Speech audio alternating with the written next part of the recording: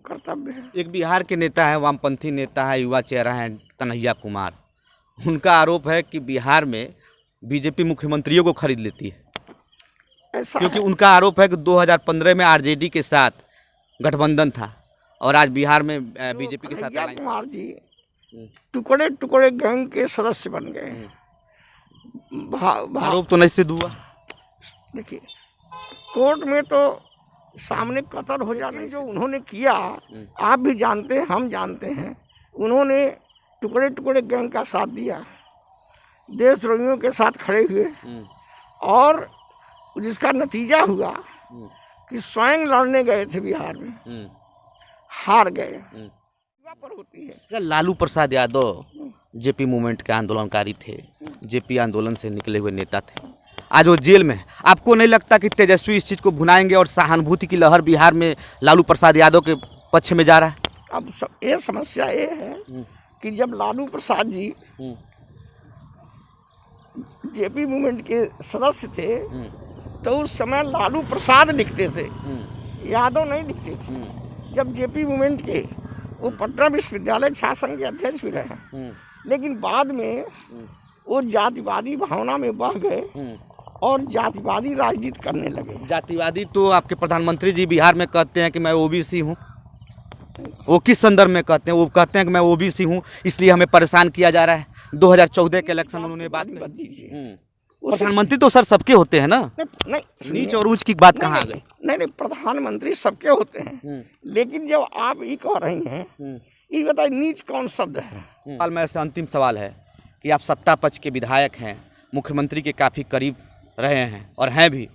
कानून व्यवस्था पर लगातार सवाल उठाए जा रहे हैं, पहले हाथरस फिर बलरामपुर, क्या कहेंगे इस पर आप?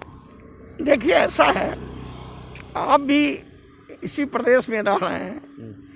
आज के योगी जी के आने के पहले सड़कों पर चलना दुर्लभ था।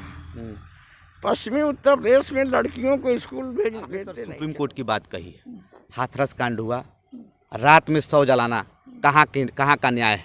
मुख्यमंत्री खुद हिंदू हैं, हिंदुत्व की बात करते हैं और एक हिंदू को जला देना, ये कहाँ का न्याय व्यवस्था है? देखिए, परंपरा और कानून दोनों में अंतर होता है। जी।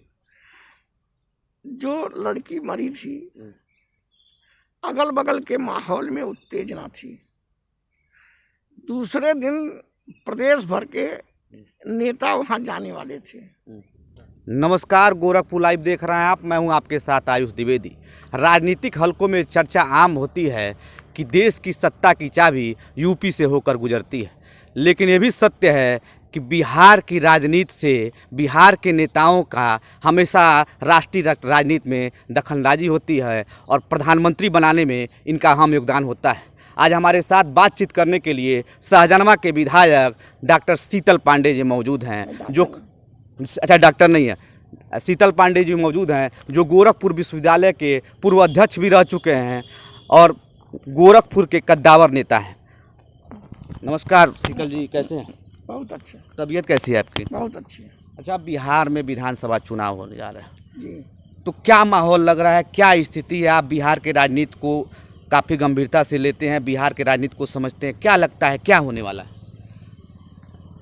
बिहार ही नहीं जी, देश में कहीं भी चुनाव होता है तो मुद्दों पर लड़ा जाता है जी, और बिहार में भी राजनीतिक दल चुनाव लड़ रहे हैं जी, वो अपने मुद्दों और कार्यक्रमों पर एक घोषणा पत्र बनाए हैं और उसको जनता के बीच में ले जाएंगे। बिहार में का जो माहौल है, वातावरण है, और बिहार के नस नस में जेपी मूवमेंट चलते रहिए जी, जयप्रकाश नारायण जी, आंदोलन का बहुत प्रभाव है जी, वहाँ से जयप्रकाश नारायण ने संपूर्ण क्रांति का नारा दिया, सामाजिक, आर्थिक, राजनीतिक, सांस्कृतिक परिवर्तन का। वो इस आंदोलन पूरे देश में चला और अच्छा खासा उसका प्रभाव उत्तर प्रदेश में भी रहा जी।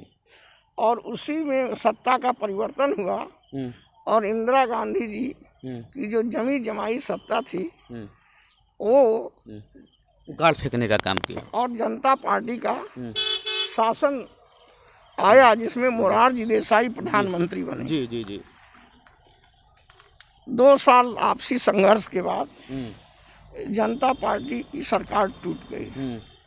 80 में पुनः जी कांग्रेस की सरकार आ गई।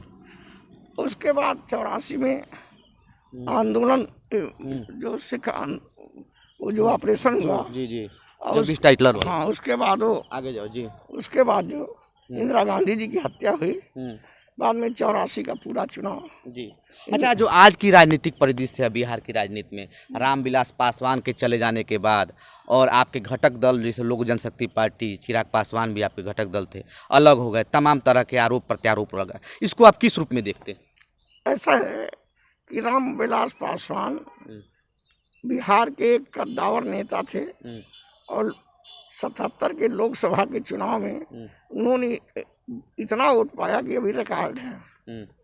रामविलास पासवान हमारे एनडीए के पार्टनर थे, सहयोगी थे और उनके सहयोग से एनडीए की सरकार चली, बहुत अच्छा काम किया।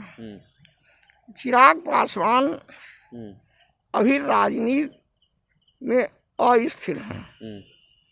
वो सोच नहीं पा रहे हैं कि हम किस मोर्चे में शामिल रहें और कहाँ मेरा लाभ है। लोग तो कह रहे हैं बीजेपी की चाल है, जनता दल यूनाइटेड को कमज़ोर करने के लिए आपके पार्टी पर तमाम तरह के आरोप लग रहे हैं कि जनता दल यूनाइटेड के घटक दल जो जनता दल यूनाइटेड है, नीतीश कुमार को आप लोग कमज़ोर करने के लिए लोक जनशक्ति पार्टी को मजबूत कर रहे हैं, इसलिए वो अलग हो गए। ऐसा है जी। जो लोक जनशक्ति पार्टी को मजबूत हो, कोई भी दल मजबूत हो, जब दल मजबूत होंगे तभी लोकतंत्र रहेगा। जी। हमारी पार्टी का जो नीतीश कुमार से बहुत अच्छे संबंध हैं और वो हमेशा एनडीए में रहे हैं, तो उनका विरोध करने का, उनको कमजोर करने का कोई सोच ही नहीं है। ये जो राजनीति में राजनीति और कूटनीति होती है तो विरोधी इस समय कुछ उनके पास है नहीं, हर चुनाव हार रहे हैं, तो उनको किसी न किसी अफवाह को फैलाना उनका कर्तव्य है। एक बिहार के नेता है, वामपंथी नेता है, युवा चेहरा है कन्हैया कुमार, उनका आरोप है कि बिहार में बीजेपी मुख्यमंत्रियों को खरीद लेती है। ऐसा क्योंकि उनका आरोप है कि 2015 में आरजेडी के साथ गठबंधन था और आज बिहार में बीजेपी के साथ अलायंस है। ऐसा है जी।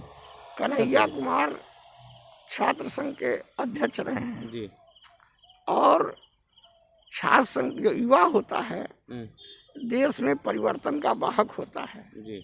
लेकिन जो कन्हैया कुमार जी टुकड़े टुकड़े गैंग के सदस्य बन गए। आरोप तो नहीं सिद्ध हुआ।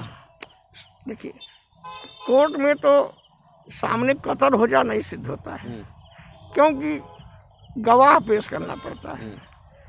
तो कोर्ट में तमाम टेक्निकल भाषा होती है, लीगल भाषा होती है, लेकिन जो उन्होंने किया आप भी जानते हैं, हम जानते हैं, उन्होंने टुकड़े टुकड़े गैंग का साथ दिया, देशद्रोहियों के साथ खड़े हुए, और जिसका नतीजा हुआ कि स्वयं लड़ने गए थे बिहार में, हार गए।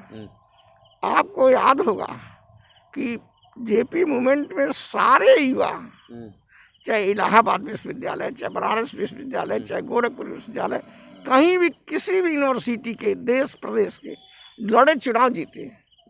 कन्हैया जो युवा होता है पूरा देश की आशा होता है जी। उसकी निगाहें लोगों की देश युवा पर होती है। लालू प्रसाद यादव जेपी मूवमेंट के आंदोलनकारी थे, जेपी आंदोलन से निकले हुए नेता थे, आज वो जेल में है। आपको नहीं लगता कि तेजस्वी इस चीज़ को भुनाएंगे और सहानुभूति की लहर बिहार में लालू प्रसाद यादव के पक्ष में जा रहा है?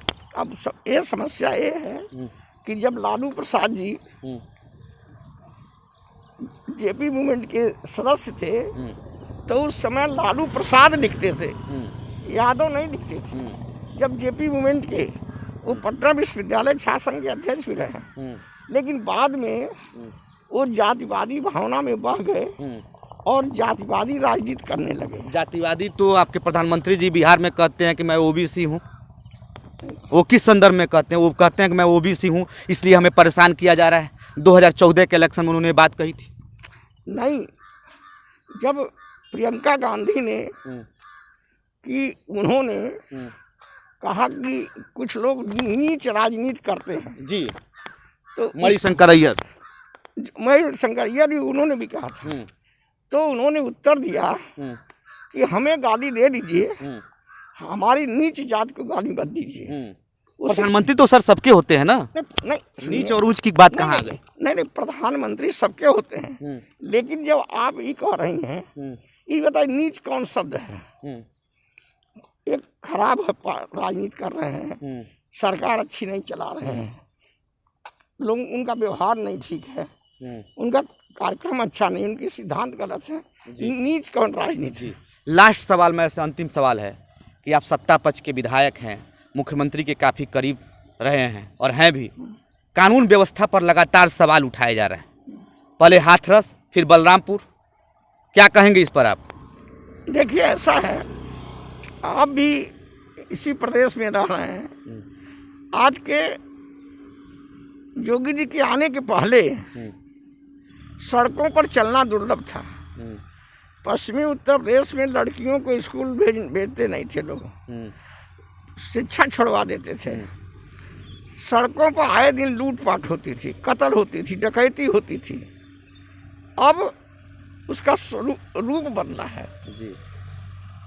अब आपसे बतावें कि कुछ लोग जो सत्ता की चाबी उनके पास नहीं है, इन केन प्राकीर्ण, वो यहाँ इस तरह का माहौल पैदा करना चाहते हैं। अभी शाहीन बाग का मामला था, वहाँ आ गया, सुप्रीम कोर्ट ने कह दिया। कुछ लोग दंगा भड़काना चाहते थे, कुछ लोग जगह जगह, ये जो दिल्ली विश्वविद्यालय में, उसको भड़काने की वहाँ चले गए।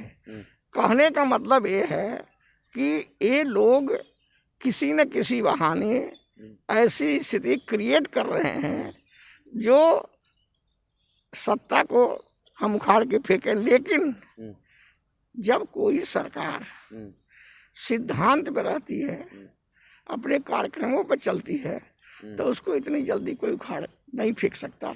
आपने सर सुप्रीम कोर्ट की बात कही, हाथरस कांड हुआ, रात में 100 जलाना, कहाँ का न्याय है?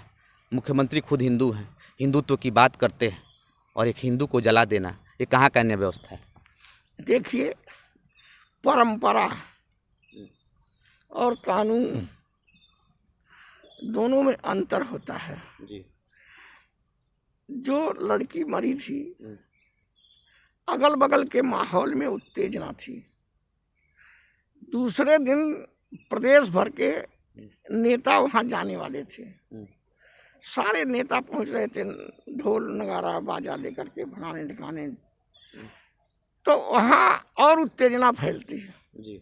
और आपको याद होगा कि गोरखपुर में ही अगर किसी बड़े आदमी या किसी नेता की हत्या हो जाती थी, तो वो लोग दिन में पोस्टमार्टम न करके रात ही में करके लाके उनके दरवाजे पर लाश रख देते थे।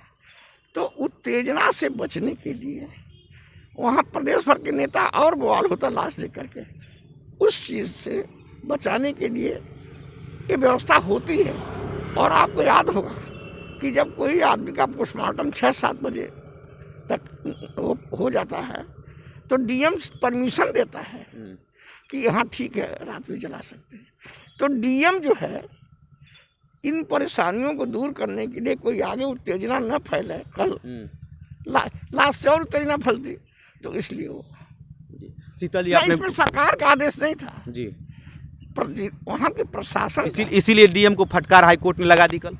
तो हम ये कह रहे हैं, सुनिए, जो करेगा रात में जलाना नहीं ठीक है, लेकिन